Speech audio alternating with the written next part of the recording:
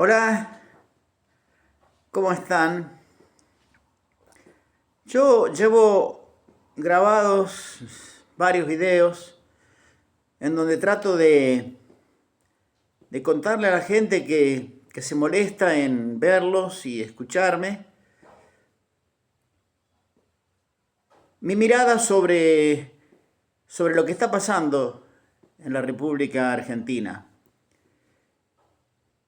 Y especialmente me interesa argumentar, mostrar hechos, porque generalmente conocer los hechos, las cosas que realmente suceden, no es tan fácil.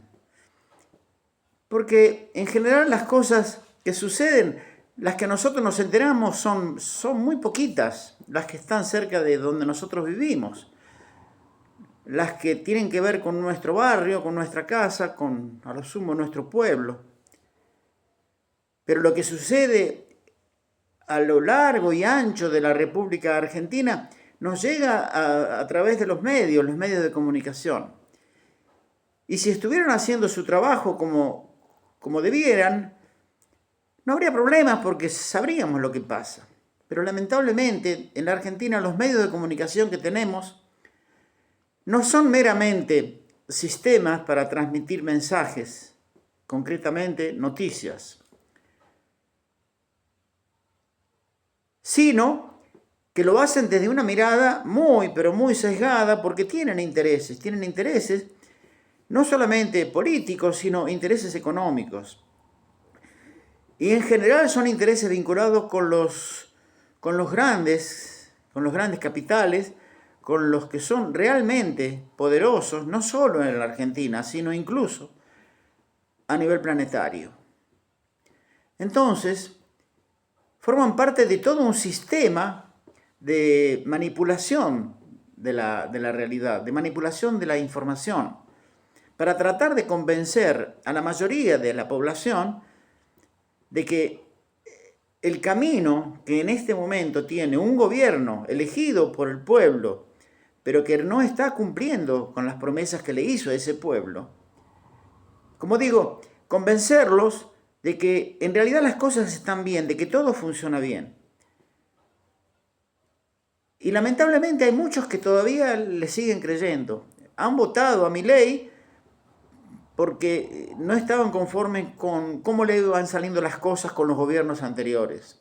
Lamentablemente, el último gobierno que tuvimos fue un gobierno que tuvo que lidiar, tuvo que, como se dice habitualmente, bailar con la más fea. Y vaya si le tocaron varias feas.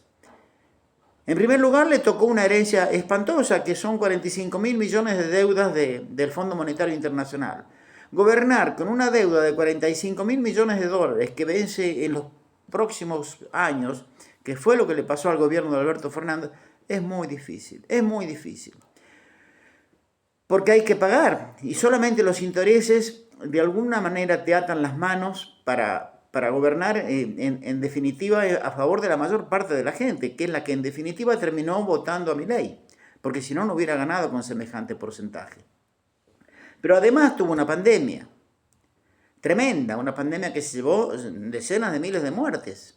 Y a pesar de que la gestionó de manera muy, pero muy virtuosa, ese sistema comunicacional del cual empecé hablando, se las ingenió para ensuciar su imagen, para publicar toda suerte de mentiras e incluso hasta llegaron tan lejos que quemaron barbijos, fueron a visitar provincias que estaban muy bien, por ejemplo Formosa estaba muy bien, y después de la visita de la señora Patricia Bullrich, llegó a tener casi 1.000 muertes, que no las tenía antes, porque tenía prácticamente la tasa más baja de mortalidad de toda la República Argentina. Eso hizo la señora muerte, que es como me gustaría que la empecemos a llamar, anticipando lo que para mí es el veredicto de la historia que le espera a la señora Patricia Bullrich.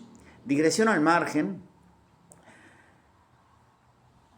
ese legado que le tocó al presidente Fernández le complicó la vida a la hora de lograr que verdaderamente a los bolsillos de las personas llegara suficiente cantidad de dinero, porque además se sumó una sequía.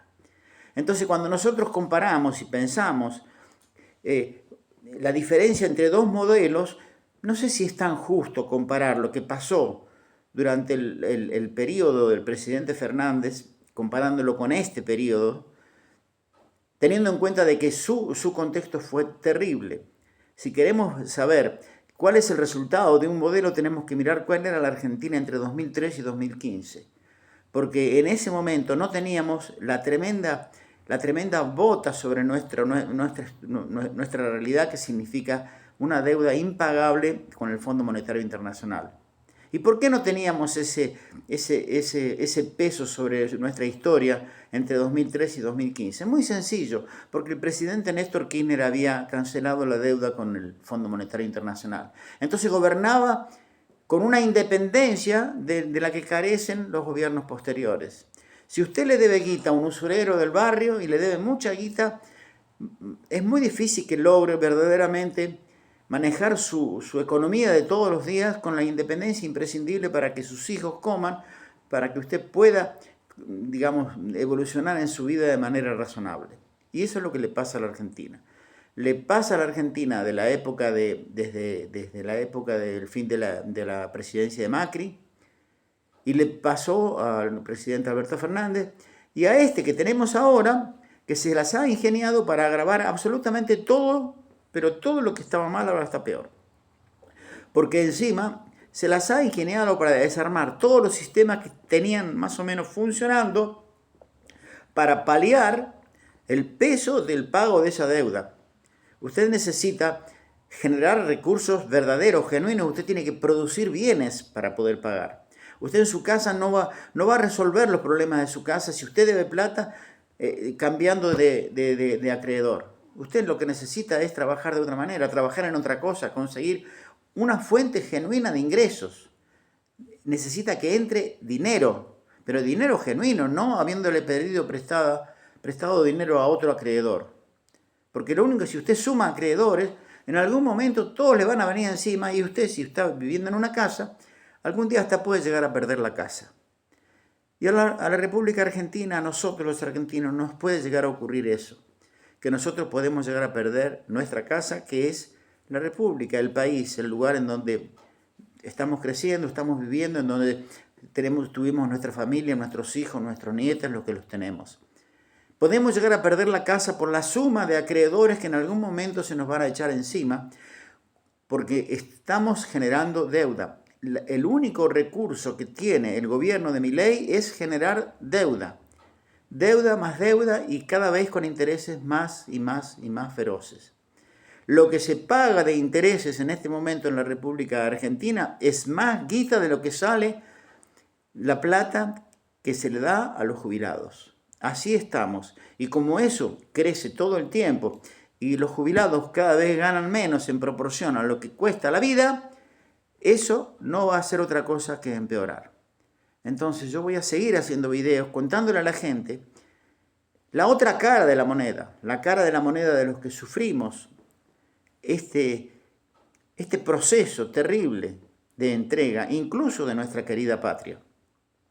Ya empezaron de nuevo hablando de privatizaciones. Van a privatizar el agua. Están pensando en privatizar las hidroeléctricas. Están pensando en privatizar todo lo que puedan de lo poco que dejó el gobierno de Menem.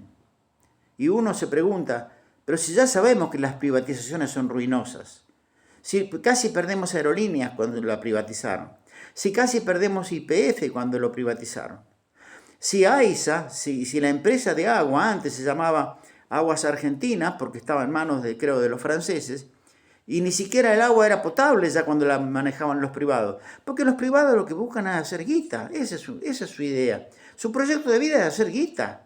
Entonces, si están prestando un servicio, cuanto peor sea el servicio, más guita van a ganar, así de sencillo.